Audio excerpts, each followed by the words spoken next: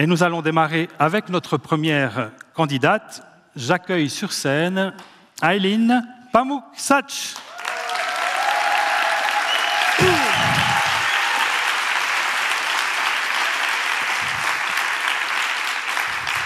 Bienvenue. Merci. Aylin Pamuk-Sach, vous venez de la Neuville. Vous avez fait l'ensemble de votre cursus universitaire ici, à Neuchâtel. Vous êtes doctorante auprès de la FLSH. Le titre de votre thèse, « Les verbes modaux du français sont-ils tous synonymes? Étude de leur similarité et différence à l'aide d'outils statistiques ». Comment ça va? Ça va, j'ai eu la bonne idée de tomber malade cette semaine, mais bon, ça va. Vous aimez les défis? Ouais, je me suis dit, résumer en 3 minutes une thèse, c'était pas suffisant, donc un petit rhume en plus, c'était parfait. Avec vous, nous allons parler donc de l'usage des verbes comme devoir, pouvoir, falloir, etc. Vous menez votre projet de thèse sous la houlette de Corinne Rossary, professeure en linguistique française. Et chère Aylin, afin de faire plus ample connaissance avec vous, voici un portrait de vous en vidéo que nous avons réalisé à l'occasion des préparatifs. On regarde.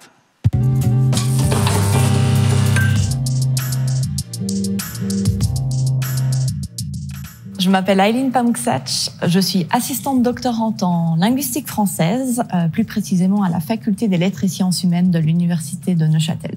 J'ai décidé de travailler sur les verbes modaux du français parce que ce sont des verbes très très fréquents. On les utilise tous les jours. Si je dis « je veux absolument aller au cinéma » ou bien « il faut que tu voies ce film », falloir et vouloir sont des verbes modaux du français. Et j'avais l'impression qu'ils étaient un peu interchangeables dans certains contextes où parfois ils avaient une identité propre. Et puis moi, c'est un peu cette identité propre de ces verbes modaux que j'essaye d'étudier, telle une zoologiste qui étudierait les lions dans la savane. Moi, j'étudie les verbes modaux dans des textes.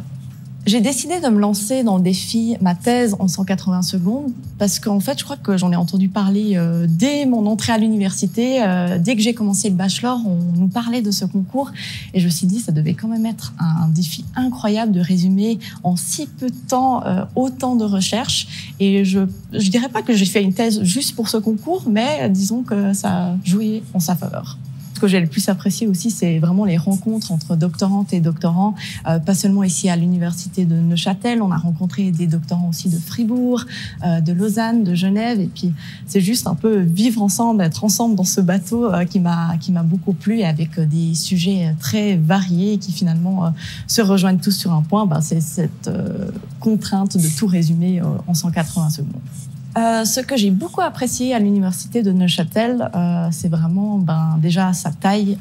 C'est une petite université à taille humaine et du coup c'est vraiment appréciable parce que les professeurs nous connaissent, on se connaît presque toutes et tous entre étudiantes et étudiants.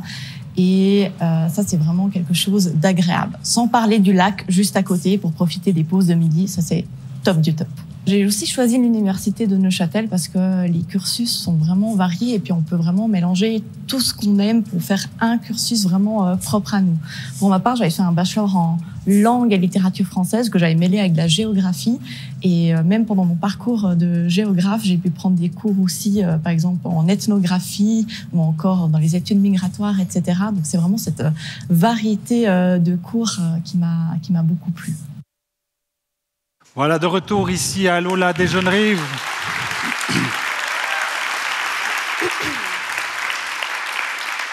De l'université de Neuchâtel pour la qualification neuchâteloise du concours Ma thèse en 180 secondes. Nous sommes en compagnie d'Aylin Pamuk-Sach, première de nos candidates.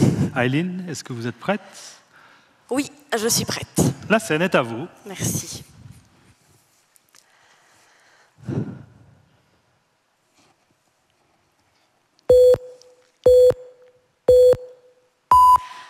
Aujourd'hui, je vous présente la recette parfaite pour que votre compagnon range enfin le linge.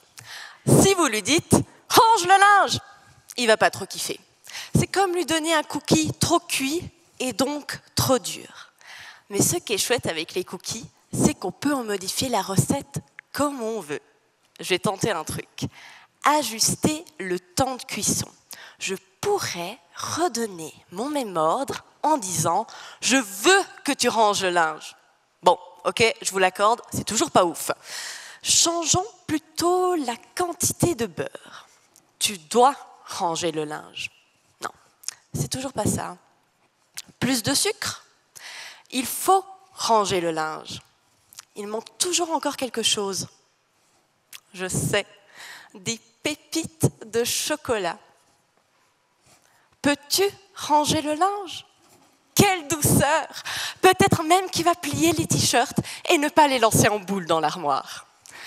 Ces modifications de recettes ont été possibles grâce à des verbes modaux. Vouloir, devoir, falloir et pouvoir. Ils permettent généralement de présenter une volonté, une nécessité ou encore une possibilité. Dans ma thèse, je cherche à comprendre dans quel contexte on préfère utiliser l'un de ces verbes plutôt qu'un autre. Pour cela, je mets des gros textes qu'on appelle corpus dans un logiciel. Chaque mot de ces textes représente un ingrédient que je peux utiliser dans une recette. Mon logiciel me dit ensuite quelles associations d'ingrédients, donc de mots, qu'on aime utiliser. Je sais ainsi qu'on préfère adoucir des verbes de parole avec pouvoir et falloir. On peut parler de cookies lors du concours Ma thèse en 180 secondes, ou encore, il faut noter qu'il reste moins d'1 minute pour finir ma présentation. Mes résultats montrent aussi que ces verbes ont tendance à perdre leur sens dans certains contextes. Où est la volonté dans le verbe vouloir lorsque je dis écrire une thèse veut dire s'arracher les cheveux sur un sujet qui n'intéresse personne? Personne, vraiment? Siri sur votre iPhone, DeepL sur votre ordinateur ou plus récemment ChatGPT n'auraient pas pu voir le jour sans les linguistes. La linguistique permet aussi de saisir le poids que les personnes mettent dans leurs actions grâce aux mots qu'elles emploient. Ce n'est pas la même chose de dire « je peux » ou « je veux » améliorer les conditions des femmes. Mes recherches permettent ainsi de saisir pourquoi on préfère voter pour une candidate plutôt qu'une autre. Ou alors, pourquoi votre compagnon n'a toujours pas rangé le linge.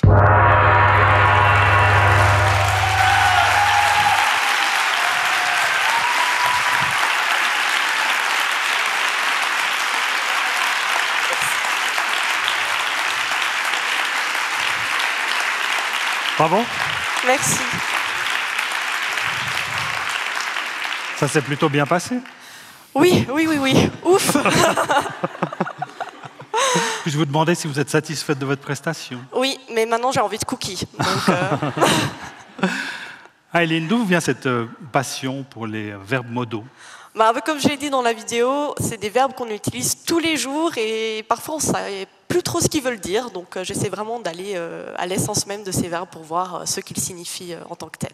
En tout cas, on sent beaucoup cette passion. Merci beaucoup de l'avoir partagée avec nous. Merci beaucoup. Je vous invite à rejoindre votre place et nous allons accueillir le candidat suivant. Merci beaucoup.